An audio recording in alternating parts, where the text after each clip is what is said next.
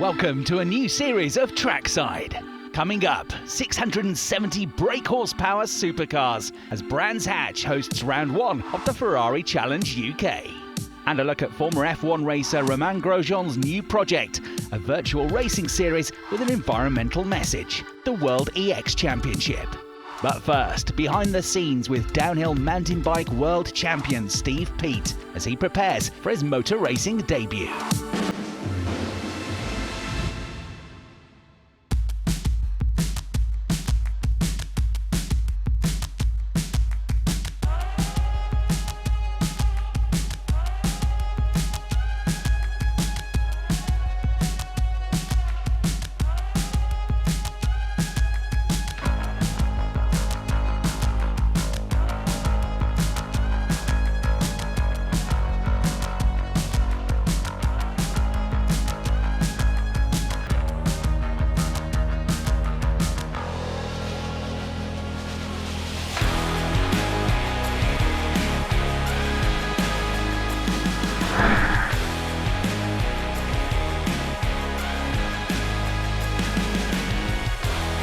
Basically, my whole knowledge of motorsport racing is zero, more or less. I've done little bits. I've rode motorbikes and raced on tracks and done Western Beach racing, stuff like that, but actually in a car with four wheels, it is very, very low.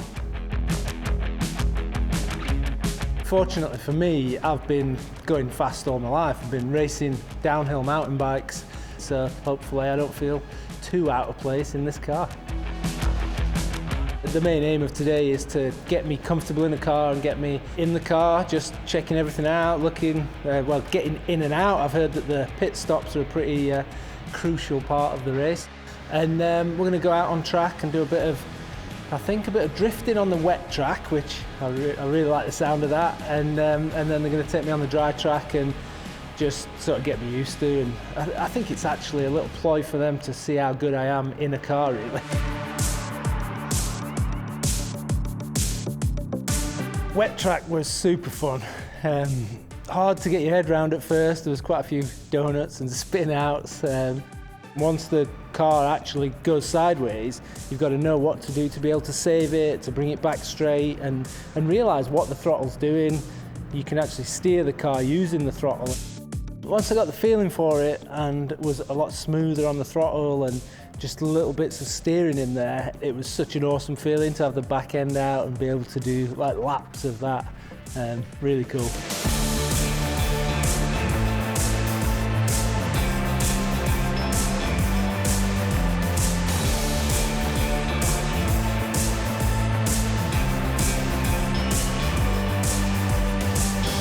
Just doing that little bit in the car then has actually started making me feel a little bit nervous, because they're saying, like, you've got to be as quick as possible to get in for the pits, in and out, and obviously being a taller guy and a big helmet on, it suddenly all cramps it in a little bit, and you've got to get your leg out, your leg in and under the steering wheel.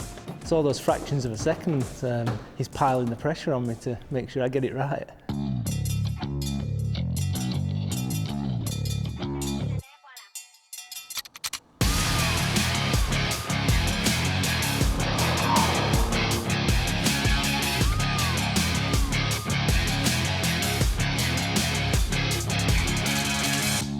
The dry track, I think, was my favourite thing. I like to be able to sort of learn a course. That's what I do in downhill mountain biking. I learn the track and know exactly where I'm going on every run. Once I'd done a few laps of the dry track, I started to push to the corners a little bit and get a little bit smoother and carry a little bit more speed. And carrying speed in a Fun Cup car is a major thing. So for me, that's quite good, because that's what I have to do on a mountain bike and on a racetrack. I try and carry as much speed as I can so I'm not braking too much, and it felt absolutely awesome to be able to use the power of this car to get around there.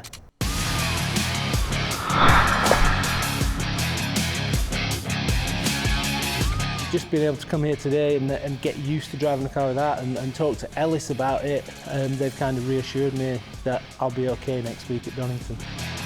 Massively looking forward to it. Today's just made me even more excited.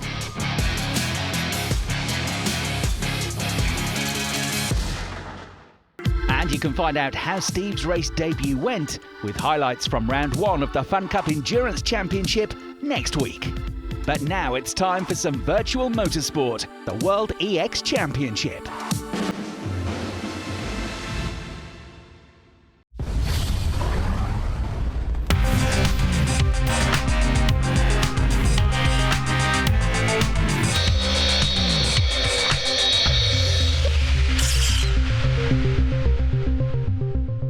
Hello and welcome to the very first episode of Racing for the Climate and the first round of the RCCO World EX Championship. Now, World EX combines the excitement of virtual racing with one clear mission: to support the fight against climate change. Every single lap our drivers race around the virtual tracks will increase our climate jackpot total. And then at the end of the series, the world champion of World EX will get to decide the climate conservation project that the entire jackpot will be donated to. Some of the world's best professional racing drivers from both motorsport and esports will be handling the most powerful virtual electric racing cars in the world in their quest for the World Championship title. World EX is a brand new racing format with 22 drivers going head-to-head through 6 levels of intense virtual racing to claim that coveted title of World EX Champion. Qualifying saw a flying start to the racing, with all 22 drivers going head-to-head in one-lap shootouts to try to ensure their spot in the next round. The remaining drivers had one more chance to claim their place in the quarterfinals, with an intense battle on the Silverstone circuit in the last chance race. The biggest battle was up front, with wildcard Devin Browner crossing the line first, but a last-minute penalty from the race director awarded Absolute Racing's Miki Hoyer that coveted last spot on the grid in the next round.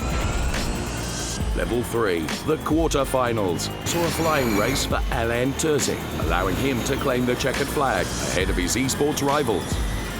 The pros race provided a bit more drama, with pressure from WRT's Dries van Tork resulting in RAG esports founder Romain Grosjean almost spinning out, but a swift recovery allowed him to hold on to P4 and secure his spot at the back of the grid in the next round.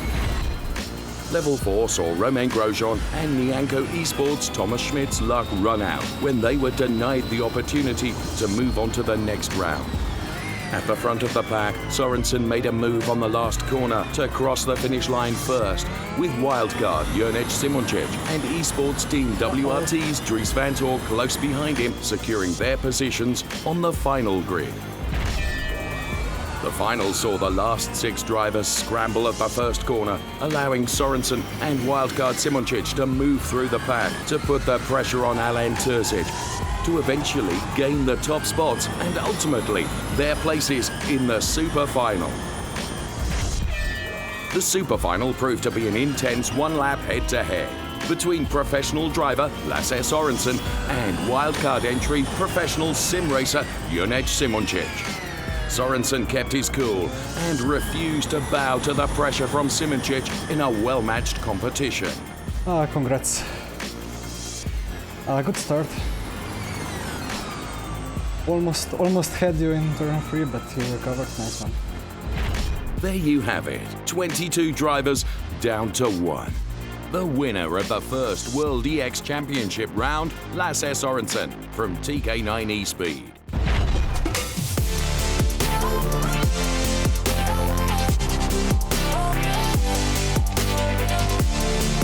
Let's go. Good race, man.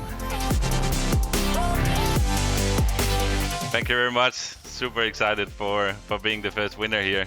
It's a really fun championship. It's totally new compared to what else is running. So I'm really happy to be a part of this new championship here. It's really fun, and I can't wait for the next round here. Well, thank you so much for joining us for the first ever race of the RCCO World EX Championship. We'll see you next time where we'll be racing in Florida, USA, home of the Sebring International Raceway. We'll see you then. Still to come, a new series of the Ferrari Challenge UK as drivers take on both the Indy circuit and the world-famous Grand Prix track with a double header at Brands Hatch. Join us after the break.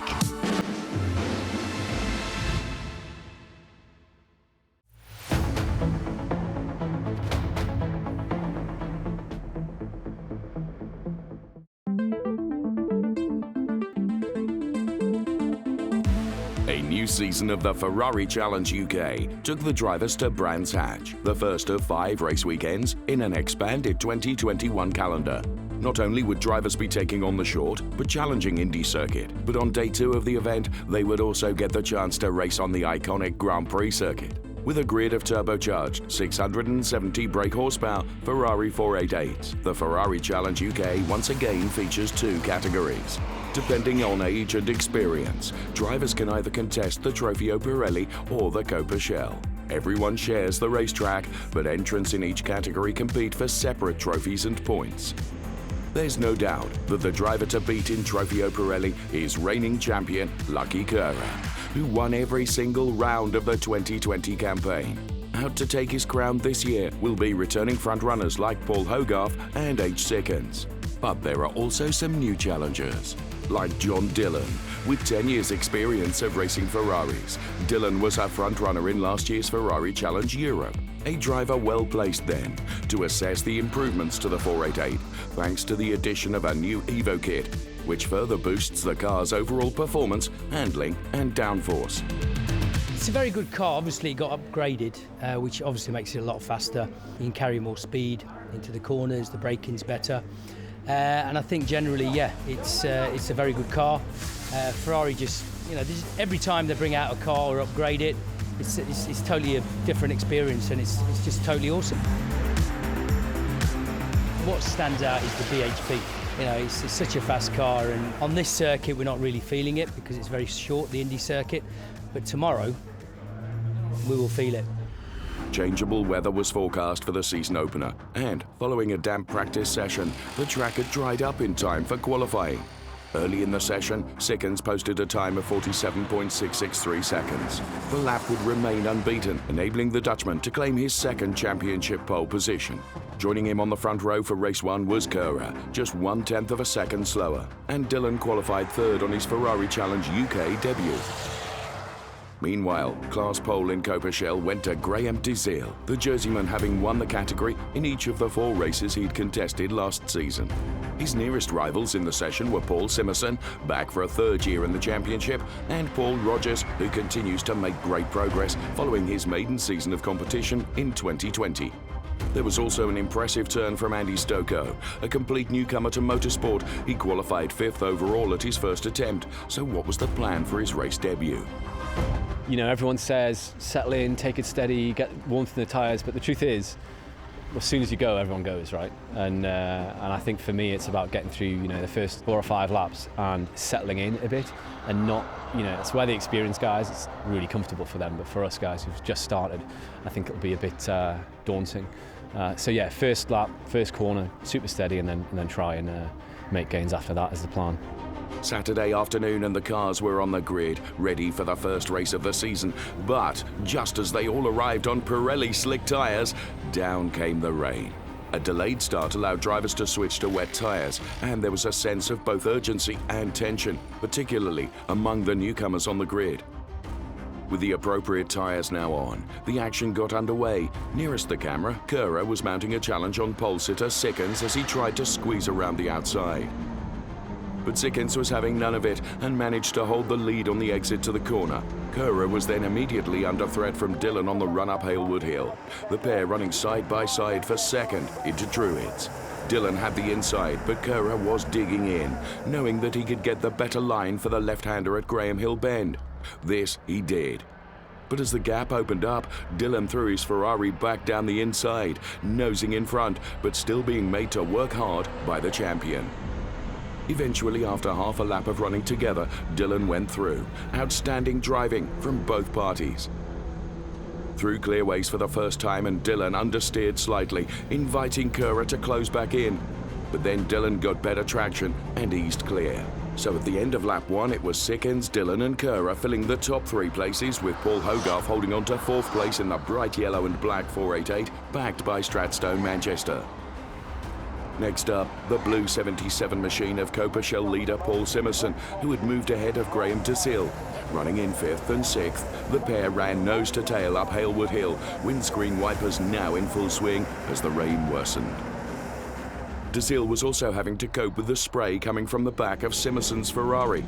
That didn't stop him driving as close as he dared to the rear wing of the class leader.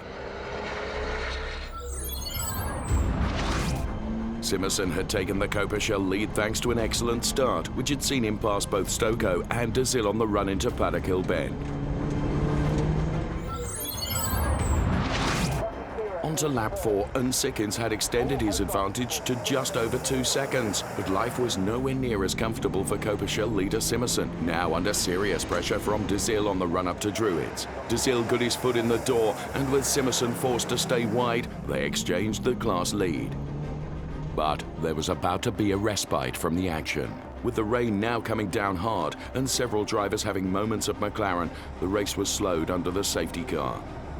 The top 5 remained unchanged, but Stoko and Simonson were amongst those to lose time in the difficult conditions. Stoko going a lap down, while Simonson fell back to 8th place. After 7 laps under caution, the standing water cleared enough for the race to get back up to full speed. With just over 10 minutes remaining, Sikkens led the field into the restart, while Kerr took the opportunity to attack for second. But this time, a clever change of plan. Rather than try to go around the outside at Paddock Hill, he switched back across to steal a run up the inside into Druids. The racing line was his, and so too was second place. But Kerr struggled to get on the power on the run down to Graham Hill Bend, and once again Dillon fought back, halfway up the inside as they headed onto the Cooper Straight. Kerr knew what was coming though, and moved across to protect his line, Dillon with little choice but to back off going into Surtees. The pair enjoying another titanic battle, but also allowing Sikkens to pull clear. Copa-Shell class leader Desil was now under fire from Laurent de Meuse in the yellow 55 Ferrari, the Belgian thriving in the wet conditions. There was also some close action between number 17, Matthew Thomas, and number 3, Elliot Pickering, both drivers making their Ferrari UK Challenge debuts. With Kerr now escaping up the road, Dillon spent the last few minutes of the race coming under scrutiny from Hogarth, who was keen to take the final podium position in Trofeo Pirelli. There were no such problems for Sikkens in the HRO in London Ferrari. He had a 2-second lead as he negotiated clearways for the final time in the race. A proud moment as he headed for the line to claim his first victory in the Ferrari Challenge UK. So, an eventful first race of the season, thanks in no small part to the British weather. Sikkens, Kerr and Dillon taking the top 3 places, followed by Hogarth, Copa-Shell winner Desil and de Meuse. Sikkens finally ending Kerr's winning streak of 8 consecutive victories. Desil claimed top spot in Copa-Shell after a hard-fought race with de Meuse, while Paul Rogers completed the podium. I got an average start, but was making good pace, and then the safety car obviously backed everybody up again. But I was behind 3 markers, lap cars, but one of them was quite a quick guy. I just struggled to get past him, which gave Laurent the opportunity to catch me up. And but he's a gentleman, so he didn't do anything silly, and we finished where we did, so very happy. And a great effort from de Meuse in those wet conditions. So what's the secret to driving fast in the rain? You have to be a field driver. It's easy to overdrive or to underdrive. It's all about the way you sense the car reacting, the way you sense the grip and everything else. And then, it's also not hesitating to build speed as opposed to, hold back. Also, I would say, don't be afraid of the spray. You're more dangerous if you're going slowly when it's very poor visibility. Run as fast as you can and brake and you'll be fine. Day 2 of the Ferrari Challenge UK and a switch to the world-famous Grand Prix circuit where bravery and commitment are required in bucket loads. The track layout might have changed, but the unpredictable weather had not. Morning practice started dry and ended in another downpour. It was more of the same in qualifying, where Kerr maximised a small window of dry track conditions to set the pole time before the rain returned. The champion finishing more than 2 seconds clear of Sikkens, while a late charge from Desil put him up to 3rd overall and another Copa-Shell class pole. Wets and slicks were exchanged more than once during what became a challenging session. Not exactly ideal for those embarking upon their first race weekend, but they were all still enjoying this unique experience to drive a thoroughbred race car. Lots of cars accelerate quickly, but it's What's utterly vicious is the braking capacity. So, you know, the G-force you create and the speed you can carry into corners surprises you. And the dry is lovely because once you've got great slicks on, new ones on, you know, you can really lean in and you just start to feel like the grip's going to just stay with you forever. That has not been how it's been this weekend. Oh. Another rain shower just before the start of race 2 meant that treaded Pirelli tyres were once again the order of the day. Cura and Sickens got the rolling start underway, while Dillon edged out Desil to snatch third on the way into Paddock Hill Bend. After his quick start, Dillon drew alongside Sickens on the exit, but the wide line proved fruitful for the Dutchman, and he managed to hold on to second place. So heading up to Druids for the first time, Cura, Sickens and Dillon made up the top 3, followed by Desil in 4th, Hogarth in 5th and Simerson in 6th. In race 1, Dillon had proved to be brave on the brakes into Graham Hill Bend, and he continued that ploy with a dive down the inside of Sickens, and successfully so, as Sickens was forced to take to the curbs. Through Surtees, and today it was a case of turn left not right as Lucky Cura led the pack onto the Grand Prix circuit. Over the crest and accelerating up to top speed on a seemingly wetter part of the track, down into the spectacular Pilgrim's Drop, and then an uphill approach to Hawthorne, named after Mike Hawthorne, who became Britain's first ever Formula One world champion with Ferrari in 1958. On board with Lucky Cura, an excellent wet weather driver, and back in the position we'd become accustomed to seeing him in throughout the 2020 season, first place. Onto lap 2, and Copershell leader Desil was following Sickens into Surtees when the third place car ran wide and onto the sodden grass. Desil then had his own moment as he got on the power, allowing Hogarth to close in. Sickens now down to 5th, while Simerson and Stoko ran nose to tail in the battle for 6th. Charging towards Pilgrim's Drop, Simerson knew he had company and could only watch Stoko slingshot past. Further back, there was also a close fight for 10th place between newcomers Jonathan Satchel and Elliot Peckering. By mid-distance, all eyes turned to a sizzling battle for 4th between Hogarth and Sickens, the latter trying to recover from that earlier grassy moment. The pair ran absolutely together for a number of laps. The number 16 Ferrari always had the edge on the exit to Clark Curve, but Hogarth knew exactly where to position his car to defend into Paddock Hill. But then, Sickens finally looked like he might be able to create an opportunity on the way out of the corner. Still behind, but with the inside line into Druids, he committed to the move and braked late. But too deep. Sickens ran wide, and Hogarth regained the position in the blink of an eye. Up front, the gap between Cura and Dillon hovered between 4 and 5 seconds. In turn, Dillon was 7 seconds clear of Graham Desil in the Meridian Modena-backed Ferrari. But most importantly for Desil, he was on course to maintain his record of winning the Copershell class in every race he'd started. It looked like he was about to make it 6 from 6 in the number 19 machine. But what about that battle for 4th? Once again, Sickens was all over Hogarth, and now decided that he'd had enough of staring at that rear wing. A gutsy move down the inside, running a little deep into the corner, but this time he was able to cover off the move. Finally, mission accomplished. The other key battle was the one for 2nd in Copershell. That position still held by Simerson, but with the yellow Ferraris of Demuse and Rogers getting ever closer. On board with Simerson and ahead, Stoko had slid onto the grass at Graham Hill Bend. All 3 of the Copershell drivers were through, as Stoko carefully made his way back off the wet grass. He was down, but not out. Into the closing stages, and Cura was on course for his first win of the season, and if things stayed as they were, he'd also be leaving Brands Hatch with the Trofeo Pirelli points lead. There were more changes to come in Copershell though, as Demuse squeezed past Simerson into Surtees to go 2nd in class.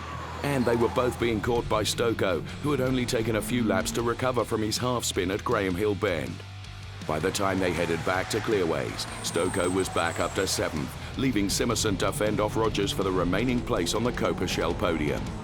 So after 30 minutes of racing, the checkered flag fell, and it was Lucky Cura who took the victory, his 9th from 10 starts.